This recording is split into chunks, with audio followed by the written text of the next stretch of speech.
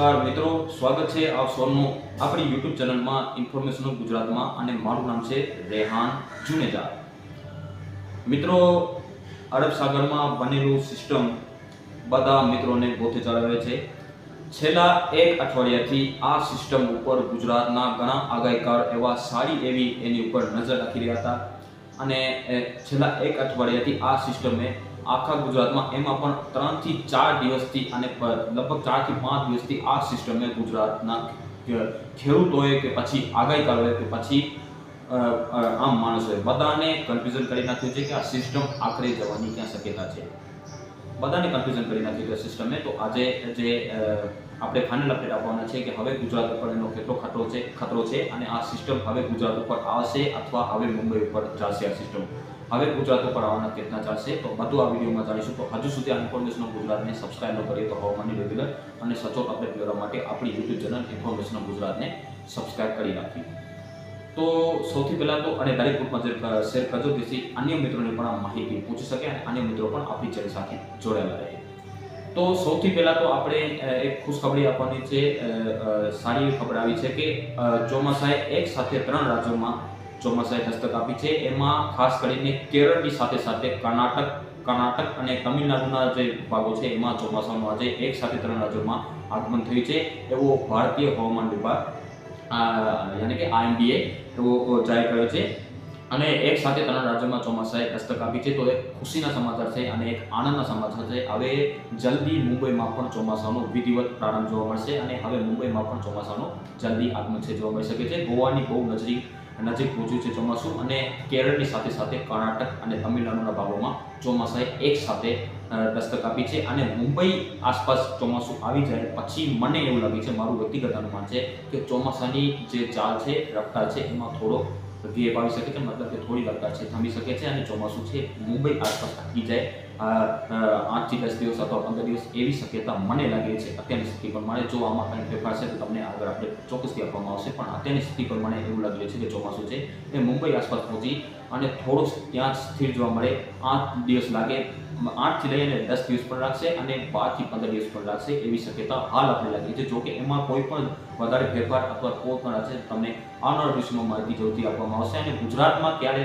ચોમાસું છે એ બેસી શકે છે, મતલબ કે ચોમાસાનું ક્યારે આગમન ગુજરાતમાં થશે એનો પણ 2 થી 3 દિવસમાં એક વિડીયો આવી જશે અને તમને તારીખ આપવામાં આવશે કે આ તારીખોમાં ગુજરાતમાં પણ ચોમાસાનો વિધિવત પ્રારંભ જોવા મળશે. તો એક સારી ખબર છે કેરળ માટે અને હવે ભારતના જમીની ભાગો ઉપર પણ ચોમાસાનો પ્રારંભ છે જોવા મળી રહ્યો છે. ચોમાસાની જે જોરદાર છે આગમન છે જોવા મળી રહ્યો છે એવો ભારતીય હવામાન વિભાગે આજે ખુશીના સમાચાર આપી રહ્યો છે.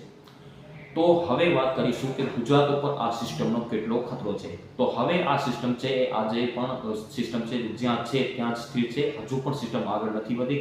રત્નાગીરી અને તેની મુંબઈની જે નીચેવાળા ભાગો છે જે માત્ર કોસ્ટલ વિસ્તારથી સપ્લાય એરિયા છે ત્યાં સિસ્ટમ સ્થિર છે અને ડિપ્રેશન બની ચૂક્યું છે અને હવે 24 કલાકમાં આ સિસ્ટમ છે મારા અનુમાન પ્રમાણે ડીપ ડિપ્રેશન પણ બની શકે છે. વાવાઝોડું પણ બની શક્યતા નથી લાગતી અને આ સિસ્ટમ છે એ મુંબઈના કાંઠા ઉપર આવી અને ત્યાં ટકરાઈ અને પછી અંદરના ભાગો ઉપર જાય એવી શક્યતા હાલના ટ્રેક મુજબ લાગી રહી છે. અને હવે ગુજરાત ઉપર આવવાની શક્યતા કોઈ જાતની નથી. ગુજરાત ઉપર હવે 99% સુધી આ સિસ્ટમ ન આવશે. 99 હવે વધુ ટકા સુધી આ સિસ્ટમ ગુજરાત પર ના આવી શક્યતા આપણે લાગીએ છીએ. તો હવે ગુજરાત ઉપર કોઈ જાતનો ખતરો નથી. હવે વરસાદ બંધ ન થશે. વરસાદ ચોક્કસથી દક્ષિણ ગુજરાત અને સૌરાષ્ટ્રમાં જે વરસાદ પડી રહ્યો છે એ વરસાદનું રાઉન્ડ છે હજુ પણ સત્તાવાર રીતે જારી રહેશે અને 25 થી લઈ અને 30 તારીખનો જે સેશન છે એમાં ગુજરાતના અલગ અલગ વિસ્તારોમાં અલગ અલગ દિવસે કોઈ વિસ્તારોમાં આ દિવસે વરસાદ પડે તો કોઈ વિસ્તારોમાં ન પણ પડે એવા 5 દિવસ આ જોવા મળી શકે છે. અલગ અલગ વિસ્તારોમાં ઓછા વધુ પ્રમાણમાં વત્તા ઓછા પ્રમાણમાં વરસાદ છે એ જોવા મળી શકે છે. પરંતુ જે વાવાઝોડાનો ખતરો હતો કે સિસ્ટમનો ખતરો હતો એ ગુજરાત ઉપરથી ટળી ગયો છે. હવે કોઈ જાતનો ખતરો નથી. હવે તમે આરામથી બધું તમારું કામ છે ચાલુ રાખી શકો છો. પરંતુ વરસાદ છે ચોક્કસથી જોવા મળી શકે છે. હજુ પણ વરસાદની શક્યતા લાગી રહી છે. એવું નથી કે વરસાદ બિલકુલ બંધ થઈ જશે એવી શક્યતા આપણે હાલ લાગી રહી છે. તો હવે જે વરસાદની વાત કરીએ 25 થી લઈને 30 તારીખ વચ્ચે ક્યાં ક્યાં વરસાદની કઈ શક્યતા છે તો દક્ષિણ ગુજરાતમાં છે એ હજુ પણ ભારે વરસાદની શક્યતા આપણે રાખી રહ્યા છે. દક્ષિણ ગુજરાતમાં હજુ પણ ભારે વરસાદનું જોખમ છે ક્યાં ક્યાં જોવા મળી શકે છે. જેમાં ભારે વરસાદની દક્ષિણ ગુજરાતમાં પણ ક્યાં ક્યાં શક્યતા છે એ આપણે વાત કરીએ તો સુરત છે, નામ સાંભળી લો, સુરત, વલસાડ, નવસારી, ડાંગ, તાપી અને જે નર્મદાના વિસ્તારો છે ત્યાં નર્મદાના વિસ્તારોમાં થોડો વધુ વરસાદ જોવા મળે. ત્યાં પણ ઝાપટાથી માંડી હળવો, મધ્યમ અને સીમિત વિસ્તારમાં ભારે વરસાદની શક્યતા પણ આપણે આ દિવસો દરમિયાન લાગી રહી છે. કોઈ દિવસે જોવા મળશે, કોઈ દિવસે વરસાદ ન પણ જોવા મળે, કોઈ દિવસે હળવો વરસાદ પણ જોવા મળે, કોઈ દિવસે ભારે વરસાદ પણ જોવા મળે. એવી શક્યતા આપણે લાગી રહી છે. ચોમાસાની જેમ કન્ટિન્યુ વરસાદ ન હશે, પણ અમુક દિવસે ભારે વરસાદની શક્યતા દક્ષિણ ગુજરાતમાં પણ લાગી રહી છે.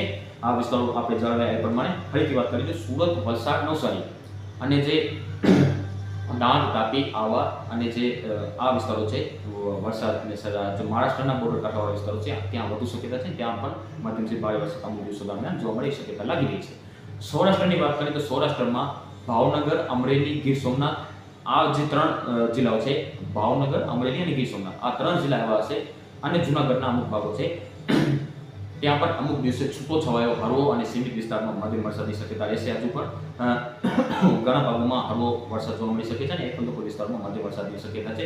બાકી સૌરાષ્ટ્રના ભાગોમાં પણ એકંદક વિસ્તારોમાં છૂટો છવાયો વરસાદની ગતિવિધિ, છાંટછૂટ કે છૂટો છવાયો વરસાદની ગતિવિધિ જોવા મળી શક્યતા લાગી રહી છે. મધ્ય પૂર્વ ગુજરાતમાં પણ થોડી શક્યતા રહે અને અમદાવાદ, વડોદરા, ગાંધીનગર અને જે છોટાઉદેપુર, અરવલ્લી અને દાહોદના વિસ્તારો છે ત્યાં પણ હળવો સીમિત વિસ્તારમાં મધ્યમ વરસાદની શક્યતા છે. મધ્ય પૂર્વ ગુજરાતમાં વડોદરા, અમદાવાદ, ગાંધીનગરમાં હળવો વરસાદ જોવા મળી શક્યતા લાગી રહી છે.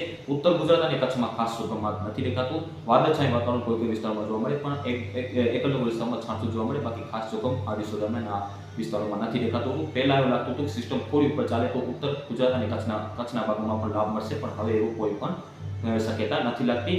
અને સૌરાષ્ટ્ર, દક્ષિણ ગુજરાતમાં જે મુસળધાર વરસાદની શક્યતા છે એમાં હવે ઓછો કાપ મુકાશે. દક્ષિણ ગુજરાતમાં હજી પણ શક્યતા સારી છે, પણ સૌરાષ્ટ્રમાં જે ભારે વરસાદની શક્યતા છે, અતિ ભારે વરસાદની શક્યતા હતી એ હવે મોટો કાપ મુકાઈ શક્યતા છે અને સિસ્ટમ હવે ગુજરાત પરથી ખાતરો કરી ગયો છે. કોઈ જાતની સિસ્ટમ અથવા વાવાઝોડું ગુજરાત પર આવી શક્યતા હવે નથી. જે ફેકુ ન્યૂઝવાળા છે એનાથી પણ હવે સાવધાન રહેવું. તમને હજુ પણ કહેશે જ્યાં સુધી મુંબઈ પર આ સિસ્ટમ લેન્ડફોલ ન થશે ત્યાં સુધી તમને આ બ્યુરો હશે અને કહેશે કે ગુજરાત પર હજી વાવાઝોડાનો ખતરો છે, હજી વાવાઝોડાનો ખતરો છે. જ્યાં સુધી આ સિસ્ટમ લેન્ડફોલ ના કરશે ત્યાં સુધી આ તમને પરેશાન કરશે. તો આ વાત ચેનલથી તમને સાવધાન રહેવું છે. તમને જેની માહિતી સારી લાગે એને તમે ફોલો કરો, સબસ્ક્રાઇબ કરો, એની માહિતી પર લગાતાર નજર રાખો. તો એક સારા સમાચાર પર આવે છે. ચોમાસાએ 3 રાજ્યોમાં એક સાથે જે આગમન છે થઈ ગયું છે. હવે ગુજરાતમાં ક્યારે આગમન થશે એ પણ 2 થી 3 દિવસોમાં આ ચેનલ પર તમને ખાસ વિડીયો આપવામાં આવશે. ગુજરાતમાં કઈ તારીખમાં ચોમાસાનું દક્ષિણ ગુજરાતમાં આગમન જોવા મળી શકે છે, સૌરાષ્ટ્રમાં. તો હવે સિસ્ટમનો કોઈ જાતનો ખતરો નથી. સિસ્ટમનો ખતરો હવે કરી ગયો છે. બધા મોડો છે મુંબઈ આસપાસ દેખાઈ રહ્યા છે. મળીશું એક 2 થી 3 દિવસમાં ગુજરાતની નવી અપડેટ સાથે. ત્યાં સુધી બધાને આભાર.